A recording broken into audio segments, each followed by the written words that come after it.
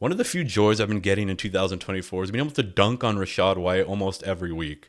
Before the season, I said he was going to have a brutal week, that Bucky Irving might take over his job at some point, and it has been an embarrassment of riches. This early in the season, it seems like Bucky Irving has taken over the starting role. In this video, we're going to be talking about what to do with Rachaad White. We're going to look at some stats. We're going to look at some eye-opening advanced metrics. We're going to talk about what we should be doing with him.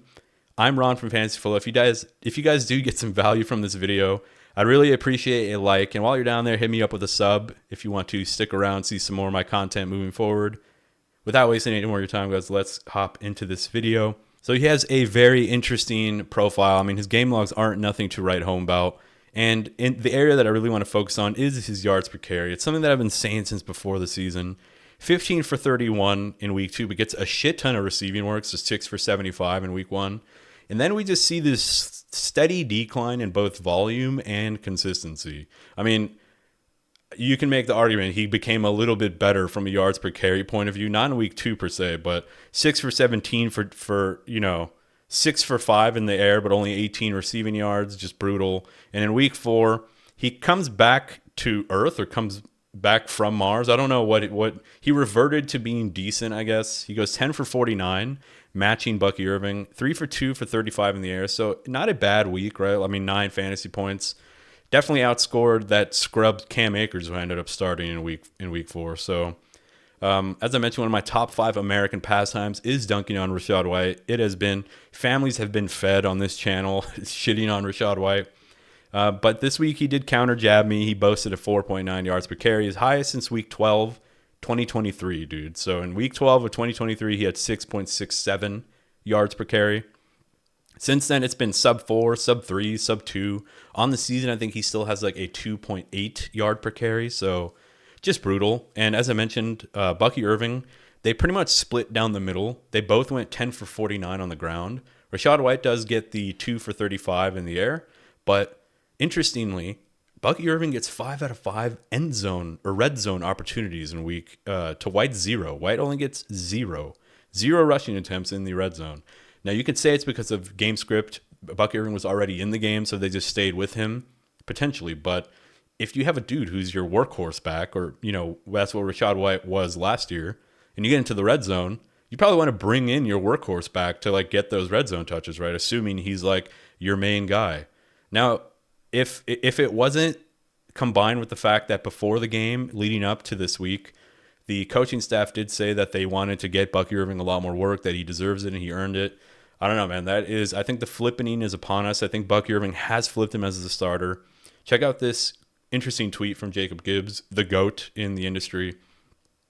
Rachaad White won't ever lose his receiving role, though. That's what a lot of pro Rachaad White people have been saying. And these are his route participation rates so the top, it's 2023 in total. 70% route participation rate, amazing. That's what gave him a lot of his value. And in week 1 of 2024, 65%. Week 2, 67%. Week 3, 60%. And in week 4, 46% route participation. So the one part where we really kind of rely on Rachaad White for his value, which is his route running, his receiving work, that's what kept him afloat. That's what kept him as a, decent fantasy option. That seems to be dwindling too. Pair that with the fact he's not getting red zone work anymore. At least he didn't get it in week 4. I don't want to, speak for future weeks, but you want to get ahead of this stuff, right? You don't want to wait until he's completely phased out. So, yeah, man, this is per Fantasy Hugones. I don't know who that is, but I didn't fact check whether this is right. But this is only through week 3, so it doesn't include week 4. Basically, Bucky Irving was already 25 attempts for 154 yards at 6.2 yards per attempt. Rachaad White was at 31 attempts for 66 at 2.1 yards per attempt. So big plays is really also what stood out to me here, right? 8 big plays for Bucky Irving. And after week 4, you can probably just maintain the same metrics because they both kind of have the same output in week 4. So I don't know, man. I think what to do with him now. This is the hardest part, right? Because you don't really want to sell him low because he's currently at his lowest. He's in the basement at the moment. But if you could sell him today for somebody like Jalen Warren, Rico Dowdle, Zach Moss, or Devin Singletary, those are the dudes I'd be targeting. These are running back 3s that sometimes play as a running back 2 and produce as a running back 2 with some upside, right? I think Jalen Warren, Jalen Warren is also very undervalued now, but it's not because he is bad. It's just the injuries he's dealing with, right? And that's kind of a riskier one. Rico Dowdle looks like he's taking over the backfield slowly. Zach Moss, he's entrenched, pretty well in a 50-50 time split with Brown at the moment, but I still think he's getting enough work. He seems to be the main guy. And Devin Singletary, he had a tough game against Dallas last week, but he was really good in every other week leading up to that. So those are some guys that I might be targeting for Rachaad White.